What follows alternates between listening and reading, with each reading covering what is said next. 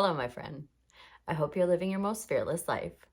If you're new to this channel, my name is Minnie Mac, and if you are new here, I do recommend you go back and watch at the very least week 1 and 2's videos, if not also part 1 and 2. If you want to do a deep dive, go that far. But for sure, week 1 and 2, rather. If you are a returning viewer and have subscribed and liked and are supporting the channel, thank you ever so much. Welcome back. Welcome to week 3, Dismantling the Memory of the Old You. I do want to do a run through of just the first few steps of the meditation process, almost exclusively so that I can shout out spirit vibes for changing my view of one of the induction techniques suggested. It was the water rising technique, and it seemed rather uncomfortable to me and like produced some fear and anxiety in me. But after Spirit Vibes commented, I took like almost exactly their advice and essentially in the end envisioned myself floating in glittery pink jello. And that is, I'd like to say, in my opinion, has been a more effective technique than the relaxing of each muscle, so on and so forth.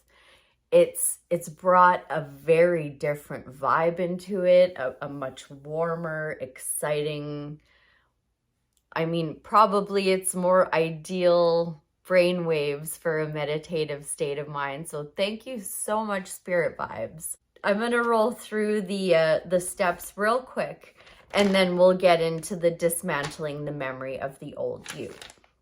So first, go through your induction technique, whichever one you choose, and continue to become more and more used to this process of entering the subconscious mind. And I have actually been doing this almost always twice a day. I've been getting up early before work and doing it, and also doing it, I know it says not to do it in bed, but I've been doing it in bed at night. I have some friends here with me, just for, at least for this video, who knows. Anyway, and yeah, just get used to getting into that and get excited about getting into it and want to get into it. Step 2 is by becoming aware of what you want to change about yourself in your mind and your body. Recognize your own limitations. That is to define a specific emotion that you want to unmemorize and look at the associated attitude that is driven by that feeling. And it will eliminate other negative emotions and feelings automatically with just focusing on the one, because one brings on so many more, right? Step 3, continuing on, inwardly admit to a higher power within you, who you have been, what you want to change about yourself, and what you have been hiding. Then outwardly declare what emotion you are releasing so as to free the body from the mind and break the bonds to the elements in your environment. Step 4. Finally, surrender this self-limiting state to a greater mind and ask that it be resolved in a way that is right for you. So now we move into dismantling the memory of the old you. For week 3, once again, you'd read through and practice everything that I've just mentioned. And then we move on to step 5, which is observing and reminding. In this step, you observe the old self and remind yourself who you no longer want to be. Here you will become completely conscious of, by observing, the specific unconscious or habitual thoughts and actions that make up the state of mind and body that you named in step 2. Then you will remind yourself about, by remembering, all of the aspects of the old self that you no longer want to be. You will become familiar with yourself being the old personality the precise thoughts you no longer want to give power to, and the exact behaviors that you no longer want to engage in. So you'll never fall back into being that old self. The end result is that you stay ahead of the old self so that you have control over it. Your real objective here is to be so aware of the self-limiting state of being that you would never let one thought or behavior go unnoticed by you. Most thoughts are just old circuits in the brain that have become hardwired by your repetitive volition. Echoes from your past that are connected to a strong feeling which activates old circuits in your brain and cause you to react in predictable ways. Hope you have a pen and a paper handy. You should know too by now. Also, I should have reminded you too, sorry. There is an opportunity to write here. What automatic thoughts do you think when you feel that emotion that you identified in step 2?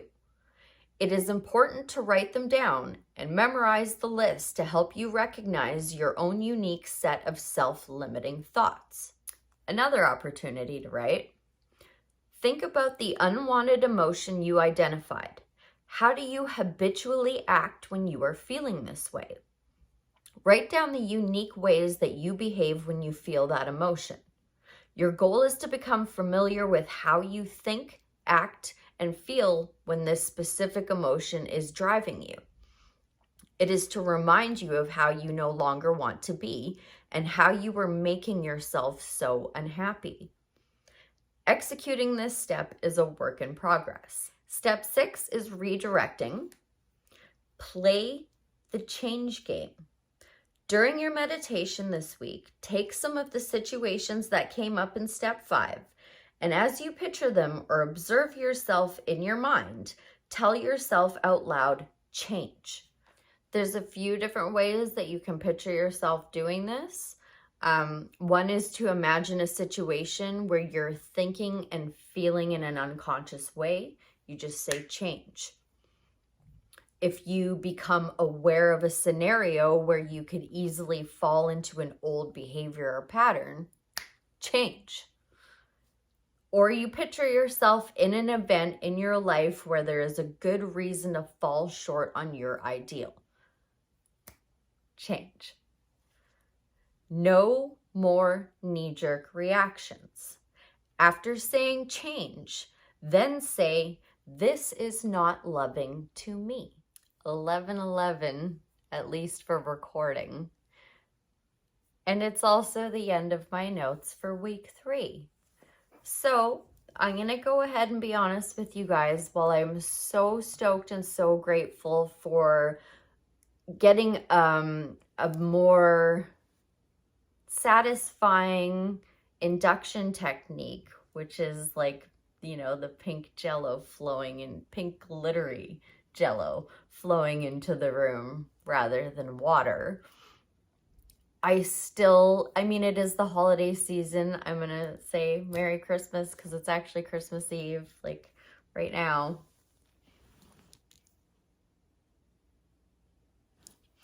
So I have had limited time to meditate and have also been ultra distracted. So I'm not moving on to week 3, even though I'm posting it Christmas Day.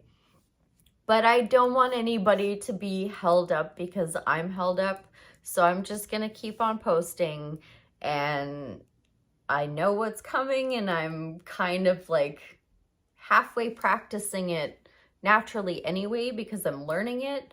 But I'm also trying to like do this properly step by step, like when I really meditate.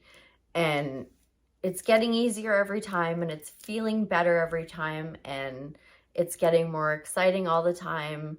And I am over the moon that I have you guys following along with me doing this. It's really comforting and beneficial. Like I never would have thought to change water out for anything other, like especially not like pink gooey glitter, warm and fuzzy feeling. This is just I'm so grateful for you guys. I'm so grateful for this platform. I'm so grateful for your love and support.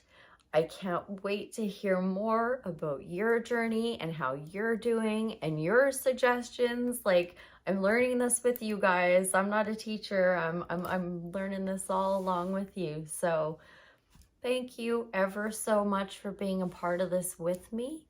And I will see you again with week 4 next Sunday. Until then, bye for now.